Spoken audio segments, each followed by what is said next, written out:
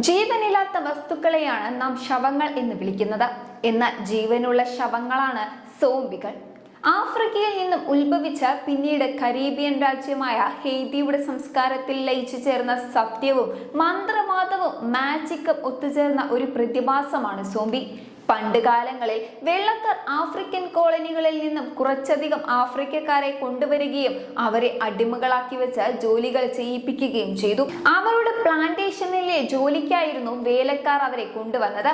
അവിടെ താമസിച്ച പ്രദേശങ്ങൾ വളരെയധികം വൃത്തിഹീനമായ സ്ഥലങ്ങളായിരുന്നു. വൃത്തിഹീനമായ പ്രദേശത്ത് താമസിച്ചിരുന്നത് കാരണം അസുഖങ്ങൾ ബാധിച്ച് അവരിൽ പലരും മരണം സംഭവിച്ചു. അവിടുത്തെ ജോലികളെല്ലാം അതുകൊണ്ട് തടസ്സപ്പെടുകയാണ് ഉണ്ടായത്. ഈ അടിമകളുടെ കൂട്ടത്തിലും ഒരു നേതാവ് ഉണ്ടായിരുന്നു. അയാൾ ഒരു ദുർമന്ത്രവാദിയായിരുന്നു. ഇദ്ദേഹം തന്റെ ദുർമന്ത്രവാദത്തിലൂടെ ഒരു പ്രത്യേക ജലം വികസിപ്പിക്കുകയും തന്റെ അനുയായികളുമായി ചേർന്ന് മൃതദേഹങ്ങൾ അടക്കം ചെയ്തിരുന്ന കുഴിമാടങ്ങളിൽ നിന്നും ശവശരീരങ്ങൾ പുറത്തെടുക്കുകയും അയാൾ വികസിപ്പിച്ചെടുത്ത ജലം മൃതദേഹങ്ങളിൽ മുറിവുണ്ടാക്കുകയോ അവയുടെ കൈ കാലുകൾ വെട്ടി അതിലേക്ക് ഒഴിക്കുകയോ ചെയ്തിരുന്നു. ഈ ജലം അവരുടെ രക്തത്തിൽ കലരുമ്പോൾ അവർക്ക് ജീവൻ വെക്കുകയും ചെയ്യുന്നു. ഇങ്ങനെയായിരുന്നു സോംബികളുടെ ജനനം. ഈ സോംബികൾ എല്ലാം തന്നെ പിന്നീട് ഈ മന്ത്രവാദിയുടെ അടിമകളായി തീർന്നു. ദൈവത്തിന് നിരക്കാത്ത പ്രവർത്തികളാണ് ഇയാൾ ചെയ്യുന്നത് എന്ന് മനസ്സിലാക്കിയ ഒരു കൂട്ടം ആളുകൾ അവരെ പച്ചയ്ക്ക് തീ കൊളുത്തി കൊല്ലുകയായിരുന്നു. അങ്ങനെ സോംബികൾ എന്ന വിഭാഗം അവസാനിക്കുകയായിരുന്നു. മരിച്ചുപോയ ആത്മാക്കളെ മന്ത്രവാദികൾ തിരികെ വിളിച്ച് വീണ്ടും ജീവിപ്പിക്കുകയും പിന്നീട് അവരെ അടിമപ്പണി ചെയ്യിപ്പിക്കുകയും ചെയ്യുന്നതാണ് ഒട്ടുമിക്ക സോംബി കഥകളുടെയും തിരക്കഥ. പിന്നീട് എപ്പോഴെങ്കിലും ഇവർ ശരിക്കും മരിക്കുകയും ചെയ്യും. ഒരിക്കൽ തിരികെ വിളിച്ച ആത്മാവിനെ പിന്നീട് രണ്ടാമത് വിളിക്കുവാൻ ആർക്കും സാധിക്കില്ല. യജമാനൻ മരിച്ച ആരും നിയന്ത്രിക്കാനില്ലാത്ത സോംബികൾ തെരുവുകളിൽ അലഞ്ഞു തിരിഞ്ഞ് നടക്കും എന്നും പറയുന്നു. ആധുനിക കഥകളിലും സിനിമകളിലും പറയുന്നത് സോംബികൾ എന്ന ജീവനുള്ള ശവങ്ങൾ മനുഷ്യരെ കടിച്ചാൽ അവരും സോംബികളാകുമെന്നാണ്. പുരാതന ഗ്രീക്കുകാർക്കിടയിൽ മരിച്ചവർ ഉയർന്നു വരുന്നത് സംബന്ധിച്ച ഭീതി നിലനിന്നിരുന്നത്രേ. അന്ന് കാലത്ത് മരിച്ചവരുടെ മൃതദേഹത്തിന് മുകളിൽ കല്ലുകളും മറ്റു ഭാരമുള്ള വസ്തുക്കളും വയ്ക്കുമായിരുന്നു. കല്ലുകൾ പെറുക്കി വെച്ചാൽ മരിച്ചവർ കല്ലറകളിൽ നിന്നും ഉയർത്തെഴുന്നേൽക്കില്ല എന്നായിരുന്നു അവരുടെ വിശ്വാസം. പടിഞ്ഞാറൻ ആഫ്രിക്കയിലെയും മറ്റും വൂഡു വിശ്വാസികൾക്കിടയിൽ മരിച്ചവരെ തിരികെ കൊണ്ടുവരാന് എന്ന പേരിലും അന്ധവിശ്വാസങ്ങളും ആഭിചാരങ്ങളും സോംബികൾക്ക് പ്രചോദനമായിട്ടുണ്ട്. മരിച്ചിട്ടും മരിക്കാത്ത മനുഷ്യമാംസം ഭക്ഷിക്കുന്ന അഴുകിയ മൃതശരീരത്തിന്റെ രൂപമാണ് സോംബികൾക്ക് നൽകിയിരിക്കുന്നത്. സോംബിയുടെ കടിയേൽക്കുന്നവരെല്ലാം സോംബികളായി മാറും.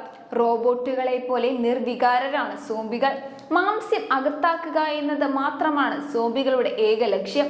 ഏകദേശം 1697 മുതൽ തന്നെ ഇന്നത്തെ സോംബികൾക്ക് സമാനമായ ഫിക്ഷണൽ കഥാപാത്രങ്ങൾ സാഹിത്യകൃതികളിൽ പ്രത്യക്ഷപ്പെട്ടതായി ചരിത്രകാരന്മാർ പറയുന്നുണ്ട്. എന്നാൽ ഇന്നത്തെ പോലെ മനുഷ്യരെ ഭക്ഷിക്കുന്ന സ്വഭാവം അവർക്കില്ലായിരുന്നു. സിനിമയിലേക്ക് വരികയാണെങ്കിൽ ഡ്രാക്കുളയും ഫ്രാങ്കൻസ്റ്റൈൻസുമൊക്കെ വെള്ളിത്തിരയിലെത്തിയ അതേ കാലയളവിൽ തന്നെ സോംബികൾ രംഗപ്രവേശനം ചെയ്തിരുന്നു. ശരിക്കും സോംബികൾ ഉണ്ടോ എന്ന് ചിന്തിക്കാത്തവർ ആരുമില്ല. സോംബികൾ എന്നത് സാങ്കല്പിക സൃഷ്ടികൾ തന്നെയാണ് എന്നാണ് ശാസ്ത്ര നിഗമനം. എന്നാലും സോംബികൾ പോലുള്ള യക്ഷിക്കഥകൾ യാഥാർത്ഥ്യമാണ് എന്ന് വിശ്വസിക്കാനാണ് മനുഷ്യന് കൂടുതൽ ഇഷ്ടം. കേൾക്കാൻ ഭയമുള്ള ഭീതി കലർന്ന സോംബി കഥകൾ ഹോളിവുഡിനെ വല്ലാതെ ആകർഷിച്ചിട്ടുണ്ട്. ഹോളിവുഡിലെ സോംബി സിനിമകൾ കണ്ടിട്ടുള്ളവർ ഒരിക്കലും ഇങ്ങനെ മനുഷ്യരിൽ സംഭവിക്കുമോ എന്ന് ചിന്തിക്കാതിരിക്കില്ല. ഇത്തരം സോംബി ജീവിതങ്ങൾ മറ്റു ജീവികളിൽ അത്ര അപൂർവമല്ല എന്നാണ് ഗവേഷകർ പറയുന്നത്. മനുഷ്യർക്കിടയിൽ സോംബികൾ ഉണ്ടാകുമെന്ന് വിശ്വസിക്കാനായില്ല എങ്കിലും മനുഷ്യരുടെ സ്വഭാവത്തിൽ സാരമായ മാറ്റങ്ങൾ വരുത്തുകയും സ്വാധീനിക്കുകയും ചെയ്യുന്ന പലതിനെ കുറിച്ചും കൂടുതൽ അറിവ് ലഭിച്ചു തുടങ്ങിയിട്ടുണ്ട്. ജീനുകളിൽ വരുന്ന സ്ഥിരമായ മാറ്റങ്ങൾ അഥവാ ജീൻ മ്യൂട്ടേഷൻ മൂലം മനുഷ്യരിൽ വരുന്ന ഞെട്ടിപ്പിക്കുന്ന മാറ്റങ്ങൾ മൂലം സോംബികളെ സൃഷ്ടിക്കാമെന്നും ചില ഗവേഷകർ വാദിക്കുന്നുണ്ട്. ആധുനിക വൈദ്യശാസ്ത്രം ജീൻ മ്യൂട്ടേഷനുകളെ സാധൂകരിക്കുന്നുണ്ട് എങ്കിലും സോംബികൾ ഉണ്ട് എന്ന തരത്തിലുള്ള ഉറപ്പുകളൊന്നും നൽകുന്നില്ല. ജീനുകളിലെ മ്യൂട്ടേഷൻ വഴിയല്ലാതെ മനുഷ്യരെ സോംബികളാക്കാൻ സാധിക്കുമെന്ന് 1983 ഹാർവാർഡ് യൂണിവേഴ്സിറ്റിയിലെ ഒരു നരസസ്യ ശാസ്ത്രജ്ഞർ ആയ ഡേവിഡ് പ്രസ്താവിക്കുകയുണ്ടായി. അതിനെ സാധൂകരിക്കുന്ന പഠനം അദ്ദേഹം സമർപ്പിക്കുകയും ചെയ്തു. ഹേദിയൻ രീതിയിൽ എങ്ങനെയാണോ സോംബികളെ സൃഷ്ടിക്കാൻ തിരഞ്ഞെടുത്തത്, അതുപോലെ ബാക്ടീരിയോ ട്രൈഡോഡെക്സൽ കെമിക്കലുകൾ ഒരു പ്രത്യേക അളവിൽ മിക്സ് ചെയ്ത് മൃതദേഹങ്ങളുടെ രക്തത്തിൽ കലർത്തുകയാണ് എങ്കിൽ മൃതദേഹങ്ങളെ നമുക്ക് ചലിപ്പിക്കാൻ കഴിയുമെന്നും അദ്ദേഹം പ്രസ്താവിക്കുന്നു.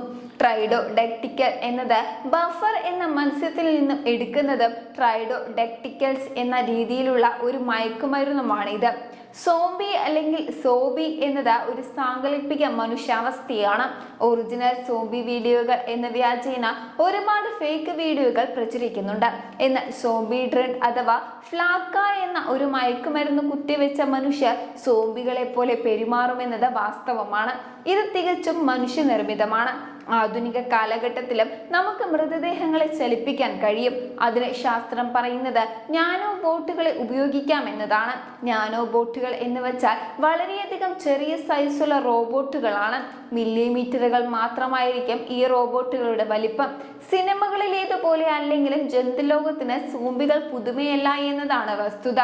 ഭൂമിയിലുള്ള പകുതിയിലേറെ ജീവികളും മറ്റേതെങ്കിലും ജീവിയെ കൊന്നു തിന്നുന്നതായാണ് കണക്കാക്കപ്പെടുന്നത്. ഇതിൽ സോംബി സ്വഭാവത്തിന് പേര് കേട്ടതാണ് ഉറുമ്പുകളുടെ ശരീരത്തിൽ കയറിപ്പറ്റുന്ന ചിലതരം ഫംഗസുകൾ. ഇവ ഉറുമ്പുകളുടെ ശരീരത്തിൽ എത്തുന്നതോടെ അവയുടെ ചലനശേഷി കുഴപ്പത്തിലാകുന്നു. അവയുടെ താടിയെല്ല് പോലും അനക്കാൻ സാധിക്കാത്ത അവസ്ഥയിലെത്തിക്കുന്ന ഈ ഫംഗസ് വൈകാതെ ഉറുമ്പുകളെ മരണത്തിലേക്ക് നയിക്കുകയും ചെയ്യുന്നു. ചത്ത ഉറുമ്പിന്റെ തലയിൽ നിന്നും ചെറു കൂൺ പോലെ ഇവ പുറത്തേക്ക് മുളിച്ചു വരുന്നു. വൈകാതെ അടുത്ത ഇരയായ ഉറുമ്പിനെ കണ്ടെത്തുന്നു. ഓരോ 2-3 ആഴ്ചകളുടെ ഇടവേളകളിൽ ഇത് നടക്കാറുണ്ട്. 2 ഇനം കടന്നലുകൾക്കിടയിൽ നടത്തിയ പഠനവും സോംബി സ്വഭാവം വെളിപ്പെടുത്തുന്നതാണ്. ക്രിപ്റ്റിഗാൾ എന്ന ഇനത്തിൽപ്പെട്ട കടന്നൽ ഓക്ക് മരത്തിന്റെ ചെറു പുത്തുകളിലാണ് മുട്ടയിടുക. ലാർവയിൽ നിന്നും പുറത്തു വരുന്ന ഇവ ചുറ്റുമുള്ള മരത്തിന്റെ ഭാഗം തിന്നാണ് പുറത്തെത്തുക. എന്നാൽ പാരസിറ്റോയിഡ് ക്രിപ്റ്റിക് കീപ്പർ എന്ന കടന്നൽ ക്രിപ്റ്റിഗാൾ കടന്നലിന്റെ ലാർവയെ കണ്ടാൽ അവയ്ക്ക് ചുറ്റും വല തീർത്താണ് മുട്ടയിടുക. ഇതോടെ ക്രിപ്റ്റിഗാൾ കടന്നലിന്റെ ലാർവയ്ക്ക് ഈ വല പൊട്ടിച്ച് പുറത്തു വരാനാകാത്ത നില വരുന്നു. അതേസമയം അവയുടെ തല മാത്രം പുറത്തേക്ക് വരാനുള്ള ദ്വാരം പാരസിറ്റോയിഡുകൾ ഇടുകയും ചെയ്യുന്നു. ഇതോടെ ക്രിപ്റ്റിഗാൾ കടന്നൽ തല മാത്രം പുറത്തു വന്ന നിലയിൽ ജീവിക്കുന്നു. വൈകാതെ ലാർവ രൂപത്തിൽ നിന്ന് പുറത്തു വരുന്ന പാരസിറ്റോയിഡ് കടന്നലുകൾ ക്രിപ്റ്റിഗാളിനെ തിന്നു തുടങ്ങുന്നു. ഒടുവിൽ ക്രിപ്റ്റിഗാളിന്റെ തലയിലൂടെ തന്നെ പുറത്തേക്ക് എത്തുകയും ചെയ്യുന്നു. മനുഷ്യരുടെ സ്വഭാവത്തെ സ്വാധീനിക്കാൻ നമ്മുടെ വയറ്റിലെ ചില ബാക്ടീരിയകൾക്ക് സാധിക്കുമെന്നും ഗവേഷകർ കണ്ടെത്തിയിട്ടുണ്ട്. നമ്മൾ എന്ത് കഴിക്കാൻ ആഗ്രഹിക്കുന്നുവെന്ന് വരെ തീരുമാനിക്കുന്നത് ഇത്തരം ബാക്ടീരിയകളാണ്. സ്മാർട്ട് ഫോണുകളുടെ ഉപയോഗം മനുഷ്യ സ്വഭാവത്തിൽ എത്രത്തോളം മാറ്റം വരുത്തുന്നുവെന്നതും നമുക്ക് നേരിട്ടറിയാം. സിനിമകളോട് കിടപിടിക്കാവുന്ന സോംബികൾക്ക് സാധ്യതയില്ല എങ്കിലും മനുഷ്യന്റെ സ്വഭാവത്തെ വലിയ തോതിൽ മാറ്റിമറിക്കാനും സ്വാധീനിക്കാനും സാങ്കേതിക വിദ്യ അടക്കമുള്ള ചെറു സോംബികൾക്ക് കഴിയും. ഇതോടുകൂടി ഇന്നത്തെ അധ്യായം അവസാനിക്കുന്നു. അടുത്ത അധ്യായത്തിൽ കൂടുതൽ കഥകളും വസ്തുതകളുമായി നമുക്ക് വീണ്ടും കണ്ടുമുട്ടാം.